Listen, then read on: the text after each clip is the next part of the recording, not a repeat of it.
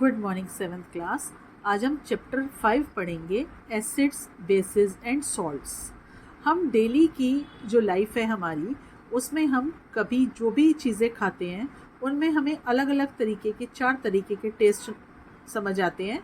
Salty, sweet, सार and bitter.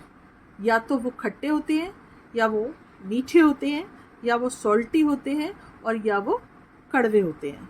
तो इन सब को पढ़ने के लिए यहाँ पर कि जो टेस्ट होते हैं ये हमारे क्यों हमें समझ आते हैं किसी भी खाने में से, इसका मतलब है कि हमारे खाने में एसिड्स होते हैं, कुछ टाइप्स के एसिड्स होते हैं, और जिससे कि हमें उनका टेस्ट अलग अलग समझ आता है, या तो वो सार, या वो स्वीट, या वो बिटर, और वो सॉल्टी।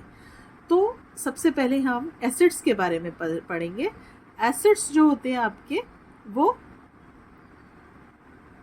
टेस्ट में सार होते हैं, जैसे कि कर्ड है, लेमन जूस है, ये विनेगर है, ऑरेंज जूस है, इन सब के अंदर एसिड होता है जो कि सार होता है। और जो सब्सटेंसेस टेस्ट में खट्टे होते हैं उनको हम एसिड बोलते हैं। और जो यहाँ हम एसिड पढ़ने वाले हैं वो एसिड 2 तरीके के होते हैं। एक होते हैं ऑर्गेनिक एसिड, जिन्हें हम नेचुरल एसिड कहते हैं, जो कि हमें प्लांट्स और एनिमल्स से मिलते हैं। और दूसरे होते हैं मिनरल एसिड, जो कि प्रिपेयर किए जाते हैं ह्यूमंस के द्वारा लेबोरेटरी के अंदर। तो वो एसिड कहलाते हैं मिनरल एसिड्स। ठीक है, तो यहाँ हम सबसे पहले जो पढ़ने वाले हैं वो हम पढ़ने वाले हैं एसिड के बारे में। Examples of acid. एसिड किस किस चीज़ में होता है? Vinegar, lemon juice, orange juice, curd, tamarind, amla, black tea, apple juice, unripe mangoes, grapes. ये सारी चीज़ें ऐसी हैं जो कि आप सुन के ही आपको पता लग जाता है कि इन सब में टेस्ट जो होता है वो खट्टा होता है, यानी कि सार टेस्ट होता है। और इसी से हम रिलेटेड जब पढ़ेंगे कि एसिड्स के बारे में हम क्या पढ़ने वाले हैं। Curd, lemon juice, orange juice, vinegar, these are all जो है substances because they contain acid. The chemical nature of substances is acidic. The word acid comes from the Latin word acere, which means sour. The acid in these substances are nature acids या natural acids. जितने भी इस तरीके के substances हैं जो सार हैं, वो सारे के सारे आपको खट्टे एसिड्स समझ आते हैं कि ये क्या है, एसिड्स हैं। एसिड्स के क्या क्या नाम होते हैं और ये एसिड्स कहाँ कहाँ मिलते हैं? सबसे पहले हाइड्रोक्लोरिक एसिड। हाइड्रोक्लोरिक एसिड हमारे स्टमक में होता है, जो कि हमारे खाने को डाइजेस्ट करने में और उसको ब्रेक डाउन करने में हेल्प करता है। इसी तरीके से सल्फ्यूरिक एसिड कार बैटरीज में डाला जाता है, ताकि सल्फ्यूरिक एसिड डालने से जो बैटरीज होती हैं वो अच्छे से वर्क करती हैं। विदाउट इलेक्ट्रिसिटी हमारी जो कार चलती है तो वो बैटरीज की वजह से चलती है, और बैटरीज जो हैं वो वर्क करती हैं सल्फ्यूरिक एसिड में। नाइट्रिक एसिड, एक्सप्लोसिव्स जो बनते हैं उनमें नाइट्रिक एसिड का यूज़ किया जाता है। एसिटिक एसिड से विनेगर बनता है। कार्बोनिक एसिड से सोडाज बनते हैं अलग अलग तरीके के। फॉस्फोरिक एसिड से फ्लेवर्स बनते हैं कॉमन एसिड्स के। और फॉर्मिक एसिड से एंड स्ट्रिंग, जो कभी कभी क्या होता है कि जैसे कोई चींटी काट लेती है तो हमारी जो स्किन होती है वो वहाँ पर थोड़ी सी फूल जाती है, स्वेलो कर जाती है। तो उस जगह पर जो आंट की जो डंक है उससे फॉर्मिक एसिड अंदर चला जाता है, और उस जगह पर हमारी जो स्किन है वो हल्की सी लाल होकर फूल जाती है। ऐसे ही साइट्रिक एसिड लेमन और ऑरेंजेस में, या जितने भी खट्टे फल हैं उन सब में, या खट्टी सब्जियां हैं जो भी, हर चीज़ में साइट्रिक एसिड होता है। कर्ड में लैक्टिक एसिड होता है। स्पिनच में ऑक्सैलिक एसिड होता है। आंवला और साइट्रस फ्रूट में स्कॉर्बिक एसिड होता है। और टैमरिंड, ग्रेप्स, अनराइप मैंगोज में टार्टरिक एसिड होता है। तो ये एसिड्स के नाम हैं और ये कहाँ कहाँ पर देखने को मिलते हैं। ये है एसिड्स के बारे में। नेक्स्ट हम यहाँ पर पढ़ेंगे बेस के बारे में। बेस क्या होते हैं? बेस हैं आपके बिटर, जो बेस हैं इनका टेस्ट बिटर होता है, यानी कि कड़वा होता है। और सोपी टच होता है। जो सब्सटेंस टेस्ट में बिटर होते हैं और फील में टच में सोपी होते हैं वो कहलाते हैं base.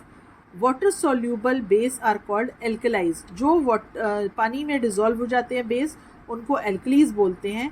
All alkalis are base but all bases are not alkalis. सारे एल्कलीज बेस हैं लेकिन सारे बेस एल्कलीज नहीं होते। और जब इनके अंदर लिटमस पेपर डाला जाता है तो रेड लिटमस पेपर ब्लू हो जाता है। और इसका जो पीएच फॉर्म है वैल्यू है वो 7 से ज़्यादा होती है।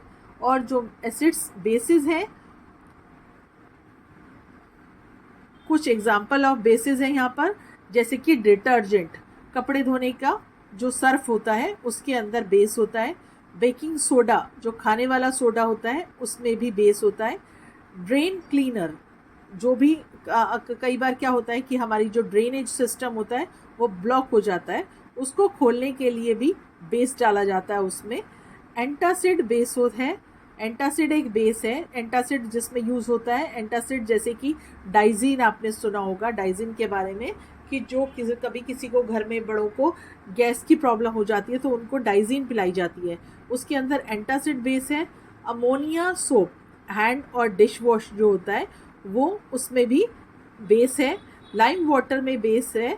और मिल्क ऑफ मैग्नीशिया, इसमें भी ये भी बेस है। बेस के बारे में हम पढ़ेंगे। Baking soda taste sorry.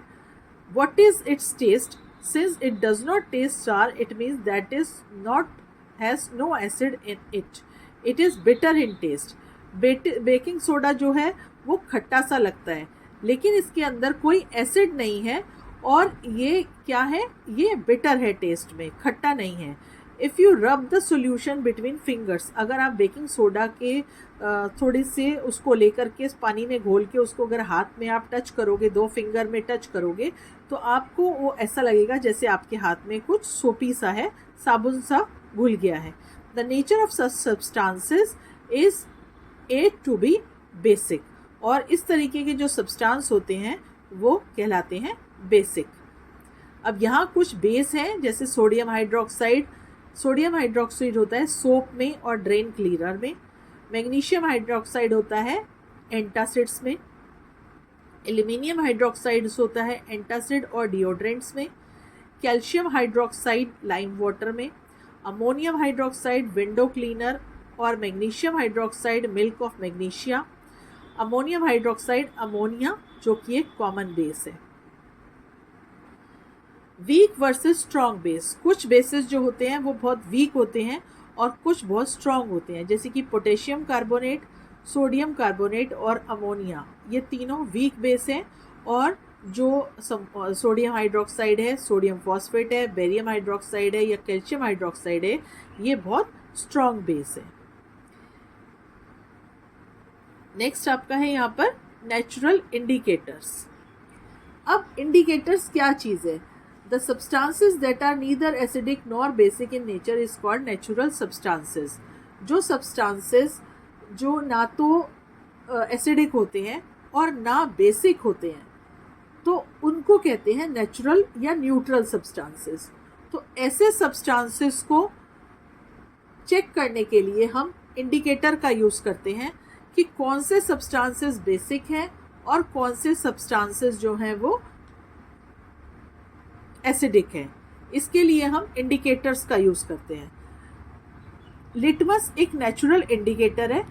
The most commonly use indicator is litmus. It is extracted from lichen. Lichen एक प्लांट है और उससे बनता है लिटमस पेपर।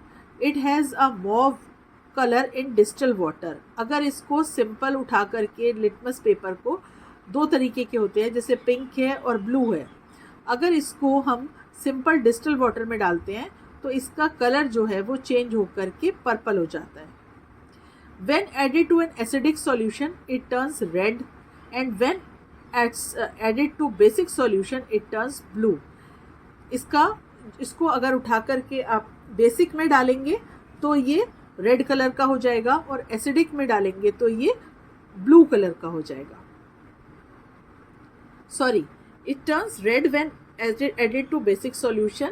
अगर इसको हम डालेंगे बेसिक में तो ये ब्लू होगा और एसिडिक में डालेंगे तो रेड हो जाएगा.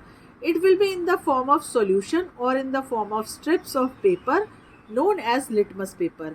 ये या तो सॉल्यूशन फॉर्म में होता है या पेपर फॉर्म में होता है. पेपर की पतली पतली स्ट्रिप्स जो होती हैं, जैसे कि आपको यहाँ पर पिक्चर में दिखाई जा रही हैं, इस तरीके की स्ट्रिप्स होती हैं, या फिर सॉल्यूशन फॉर्म में होता है. Generally it is available as red and blue litmus paper. दो तरीके के लिटमस पेपर आते हैं, रेड और ब्लू. तो ये है आपके नेचुरल इंडिकेटर्स. नेक्स्ट है आपका एग्जाम्पल ऑफ इंडिकेटर्स. इंडिकेटर्स के एग्जाम्पल क्या हैं? लिटमस पेपर जो कि पेपर के रूप में आता है या सॉल्यूशन के उसमें फॉर्म में आता है. टर्मरिक मीन्स हल्दी. चाइना रोल्स मीन्स हिबिस्कस के जो फ्लावर्स होते हैं उनको भी एज अ इंडिकेटर यूज़ किया जाता है. और उसके बाद फिनोफ्थलीन, फिनोफ्थलीन को भी एज अ इंडिकेटर यूज़ किया जाता है. लिटमस पेपर को सबसे पहला हम लेते हैं लिटमस पेपर. लिटमस पेपर को जब यूज़ किया जाता है तो मैंने अभी आपको बताया कि जो लिटमस पेपर है वो बनता है लाइकेन प्लांट से. और इसको ये जो मेन इसका कलर होता है, अगर इसे डिस्टिल वाटर में डालें तो ये मॉव कलर का हो जाता है. और अगर इसको हम एसिडिक मीडियम में डालें तो इसका कलर रेड हो जाता है. और अगर इसे हम बेसिक मीडियम में डालें तो इसका कलर ब्लू हो जाता है. तो ये है लिटमस पेपर का एज अ इंडिकेटर. उसके बाद टर्मरिक. टर्मरिक एक नेचुरल इंडिकेटर है जो कि एक टर्मरिक प्लांट से मिलता है और इसको हम यूज़ करते हैं. अगर हम इसको टर्मरिक को लेंगे, 1 टेबल स्पून लेते हैं और इसको हम पानी के अंदर या अल्कोहल के अंदर इसको एक पेस्ट बना लेते हैं. और उसके बाद इस पेस्ट को एक ब्लॉटिंग पेपर के ऊपर या हम फिल्टर पेपर के ऊपर इसको ड्राई करने के लिए छोड़ देते हैं और एक पेपर को बना लेते हैं बिल्कुल ही एज अ इंडिकेटर. और जो ये येलो पेपर तैयार होता है, मतलब क्या करा हमने कि टर्मरिक को लेकर के उसमें थोड़ा सा अल्कोहल घोला और अल्कोहल वाला जो सोल्यूशन बनाया उसको एक पेपर के ऊपर, ब्लॉटिंग पेपर के ऊपर हमने इसे जो है सारा फैला दिया और उसको ड्राई कर दिया. ड्राई करने के बाद जब ये येलो पेपर तैयार होता है इसकी स्ट्रिप्स बना ली जाती हैं.